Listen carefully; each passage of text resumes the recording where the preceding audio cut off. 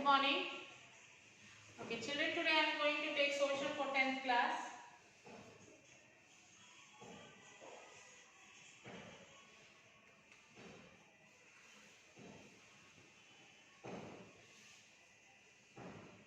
Chapter 10,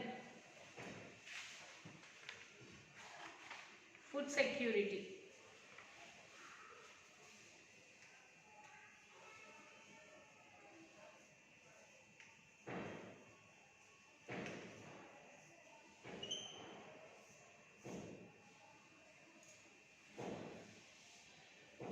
So now we have to discuss about public distribution system, that is PDS. Ration shops are important means for people to access food grains in India. So the ration shops are the main important means of access for food grains in our country. One survey was conducted in 2009 to 2010 to know whether families in different states procure food grains from public distribution system, fair price shops, and how much are they part of the total food grain consumption. So look at the graph 4. This shows people's dependency on PDS for the purchase of their staple food grains in different states of India. Studies indicates that southern states of India have a good record of public distribution system. Notably, these are the states that have followed a universal PDS system, which means that low-cost food grains would be available to all. So in PDS system, there will be a low-cost food grains can be available to all the people. This is contrast to other states where poor families have been identified and food grains are sold to at different prices to poor and non-poor. So in other states, they have identified the poor people and the food grains were supplied for them in the different prices for the poor and non-poor people. Even among the poor, the very poor have different entitlements or guarantees for access. For example, the Antyodaya card holders are entitled to get 35 kg of food grains, rice and wheat per month per family. So the Indian government came out with a new law in 2013 called National Food Security Act to legalize people right to food. It applies to approximately two-third of the population of India. As per this law, every person of low-income families is entitled to 5 kilograms of food grains per month at subsidy rates. So in India, this Food Security Act legalized people right to food has come into the existence. Approximately two-thirds of the population of India were given this, the low income families, the entitled of 5 kilograms of food grains per month as subsidized rates. So among poor families, the poorest ones are entitled to 35 kilograms of food grains. For a few years, the central government will supply rice, wheat and millets of rupees 3, rupees 2 and rupees 1 respectively. So the central government will supply the wheat, millets, rice and all for rupees 3, 2 and 1. Under this law, if required, a maximum of 75% of people living in rural area and 50% of urban population have the right to buy food grains from public distribution system. If the government is not able to arrange food grains, it will give cash to the people to buy food grains. So the food grains from public distribution system, if the government is not able to supply food grains for the the people, the government will arrange to give the money for the people. This law also envisages providing free cooked meals for pregnant women, lactating mothers, children and ages 1 to 6 coming to Anganwadi, and midday meals for children aged 6 to 14 in schools. So the government has also given the facilities like the pregnant woman, she will be given the meals for the pregnant women, and for lactating mothers, and for children from age group to 1 to 6 who are going to Anganwadi, midday meal will be given for the children, and for the children aged 6 to 14 years, midday meals will be given in the schools. While Indian Parliament enacts various laws such as National Food Security Act and implements schemes such as Integrated Child Development Scheme, that is ICDS. ICDS is Integrated Child Development Scheme. In recent times, the Indian judiciary also has become proactive in ensuring food security. Through judicial verdict on court case filed by non-governmental organization, the Supreme Court directed all the state governments and central governments to provide midday meal to all young children studying in schools. Though such schemes existed on a small scale in a few states like Tamil Nadu, this scheme is now being implemented in all states. About 14 crore children staying in schools eat midday meal today. So when state government refused to implement this scheme, the court also set up monitoring mechanism and provided suggestions for better implementation, such as school midday meal should be locally produced, hot and cooked, not dry snacks or grains which may government distributed until then. Hygienic nutrition of a prescribed minimum calorie level and with varied menus for every day of the week. The court also ruled that preference be given to Dalit cooks, widows and destitute women. This is the largest school feeding program in the world. In order to generate revenue for this scheme, the court directed the Indian government to impose taxes. The hot cooked meal is also now provided in Anganwadi for children. So nutrition status. Lastly, we look at the nutrition status of children and adults to judge whether the food actually consumed is adequate or not. This also informs us if the above discussed systems are working effectively or not and what are the problem areas. Food is required by the body for all its functions. So food is required for everyone to function their body properly. For energy, growth and the capacity to remain healthy and fight illness. To get energy and for the growth and the capacity to remain healthy and fight from the illness, we need food. The food that we consume is normally classified as the food which we ate, that will be classified into like carbohydrates, proteins, vitamins, minerals and So first of all, what is carbohydrates? Carbohydrates that provide energy through wheat, rice, ragi, jowar, oil, sugar, fats, etc. So we get carbohydrates from the foods like wheat, rice, ragi, jowar, oils, sugar, fats. And next we get proteins from, the proteins help growth and regeneration of body tissues. If we have proper proteins, our body will grow and the regeneration of the tissues will take place through beans, dal, meat, eggs, rice, wheat, etc. So we get proteins from such food. And next is vitamins. Vitamins that provide protection and ensure the working of many vital system of the body through foods such as fruits, leafy vegetables, sprouts, etc.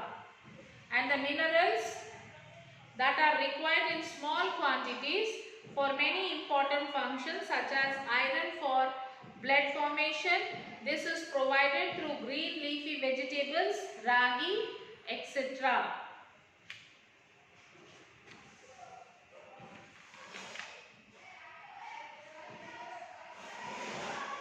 If we conduct a survey as you have done in some previous chapters, we can find out about the food people eat by asking them to describe their needs for the day. Through this, we can get a rough idea of whether all the food groups above are being covered or not. So, to know that whether all the people are eating all these food like rich in carbohydrate, vitamin, minerals, proteins. To find out this, we should have a survey. We should conduct a survey, and we should see to that whether every person is having all these vitamins, carbohydrates, vitamins, proteins rich food, whether they are taking or not. Though this, we can get a rough idea of whether all the food groups above are being covered. However, it is difficult to measure the precise amounts of carbohydrates, vitamins, proteins, minerals being consumed by each individual in a family.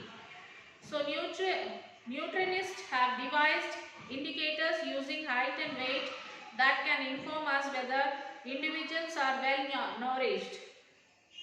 Though various measurements of large population and using statistical knowledge, nutrients have been able to arrive at reliable most reliable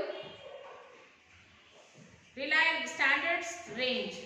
A comparison for individual person is therefore possible. This gives us the most reliable source of information about nutritional status of people. A survey conducted by the National Institute of Nutrition, Hyderabad, that is NIN, across many states in the country confirms the overall alarming status of nutrition in the country.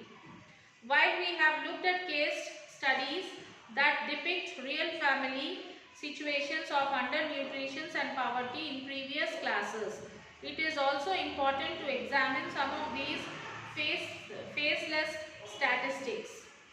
They help us to examine whether these situations are exceptions or an indication of general trend.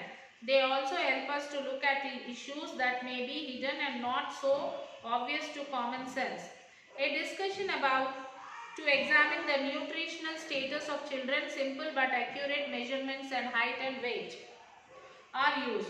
You could visit an Anganwadi center and observe how this is carried out.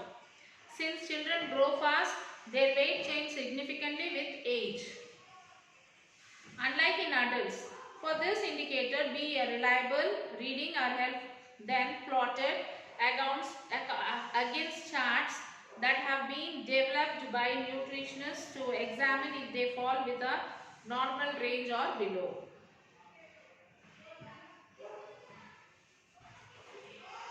Then, when does the NIN survey indicate? Out of the 7,000 children in the age group 1 to 5 years examined in the survey from many states in the country, 45% of children are underweight. Their weight was less than what is expected by normal standards. These children are in fact hunger-stricken and not getting adequate food. Unless they are severely underweight, it may not be easily visible for or identifiable. Going just by common sense, we fail to realize that enormous number of children in the country are underweight. We are used to seeing such children that we take this as normal. The survey jolts our common sense and makes us realize that this situation would seriously affect the growth of capacities of nearly half of the total number of children in the country. The report says the overall prevention of underweight was about 45% and it was significantly higher among 35 years, 3 to 5 years compared to 1 to 3 year children. The nutrition status among adult men and women is measured using body mass index, that is BMI. You have read about this in earlier classes. BMI is equals to weight in kgs, height in meters squared. Next, this index is compared with the range to show if the individual is underweight, within normal range or overweight. A high value shows excess fat and a low value shows a fat level that is less than what is required. According to NIN report, the situation from adult men and women are as follows.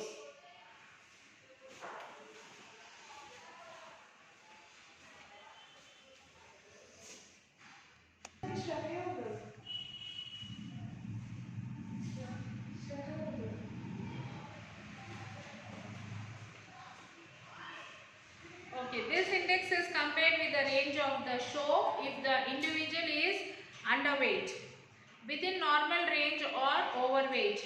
A high value shows excess fat and a low value show a fat level that is less than what is required for a body.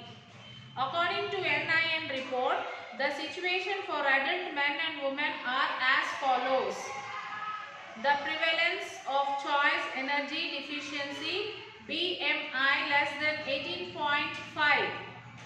among men was about 35%, while overweight obesity is BMI 25%. About 35% of the adult women had chronic energy deficiency and 40% were overweight, obese. The prevalence of chronic energy deficiency was high in the states of Odisha, Gujarat and Uttar Pradesh, followed by 33.38% in Karnataka, Telangana, Andhra Pradesh, Maharashtra, Madhya Pradesh and West Bengal. How is this related to food security? A doctor who is working in a rural area of Chhattisgarh where streams of underweight patients come every day explains this link. From a study of the patient, he found that PDS grain of 35 kgs per month for a family of 5 lasted only 11 days. For the rest of the month, they have to depend on the mark on their own produce. So this, like overweight and all, like a doctor examined this in a Chhattisgarh, that a family consisting of 5 members, they got 35 kgs per month. So that 35 kgs were consumed by that family for 11 days and remaining days they don't have food. So in this way the intake of calories are becoming less. For example, a rickshaw puller in Bilaspur who earns 70 to 80 rupees a day would try to survive on the PDS grain, spending rupees 400 on rent and rupees 100 on electricity. It was not surprising that he lost weight and caught tuberculosis. These measures are the indications of the food security, the doctor from Chhattisgarh says. So the rickshaw puller, he earns rupees 70 to 80 rupees per day, but his expenses are that he has to pay 400 rupees for the rent and 100 rupees for the electricity bill, and the food he will be consuming, he will be taking the food from the PDS shop.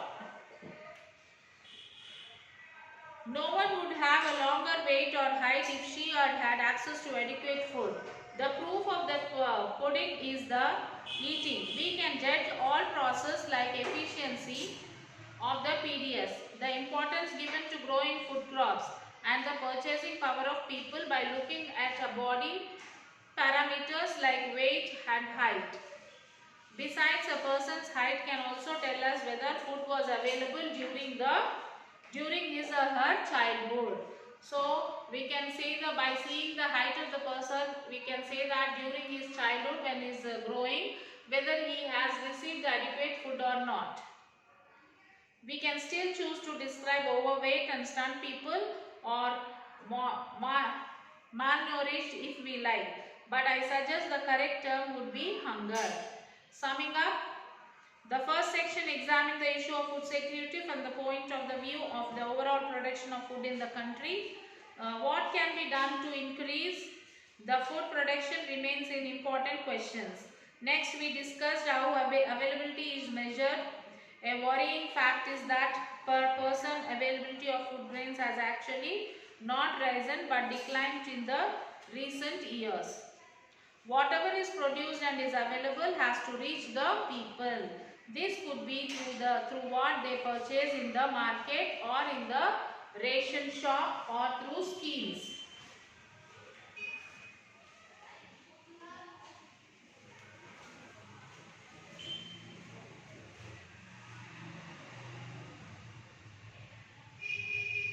Such as midday meals, etc. Here we found that most people are in fact consuming fewer calories than required. So we can found that most of the people are consuming less calories food. This gap is severe for the poorest, though there is a shift towards other foods such as fruits, vegetables, meats, eggs, and this is a welcome. Deficiency in calorie intake in alarming PDS is not effective in places where they are most needed. This serious situation is revealed through nutrition surveys that show children and adults as being underweight in chronic way. Over a long period of time, 35% to 45% of the people are consuming less food than they should. A large section of people are malnourished or hungry even when we have adequate food in the country. This is not acceptable. The issue of food security needs careful thinking and effort in all the above directions. So this is what about the lesson food security. So children, you will have to write all the keywords which is there behind the lesson and the question answers. So to attempt all the question answers, you have to read the lesson. Once again, you will read the last session's class last session's class which we discussed, and this session class which we discussed now. Both at a time you will read the lesson. Complete lesson you will have to read it and then you answer the questions. Try to answer by your own children. If not, then you can refer the workbook. Okay, write the question answers and the map pointing if available. If it is there given in the map pointing is given, you can do this. You can do the project work. Yeah, locate the following map in India like Karnataka, Odisha, Gujarat, Maharashtra, Madhya Pradesh, West Bengal, Chhattisgarh, Telangana, Uttar Pradesh, etc. You have to locate this in the India map. Okay children, so complete the work and send it to me to the school mail ID, that is myschoolmindshomework@gmail.com. Till then, take care children. We will meet you in the next session with another lesson. Bye children.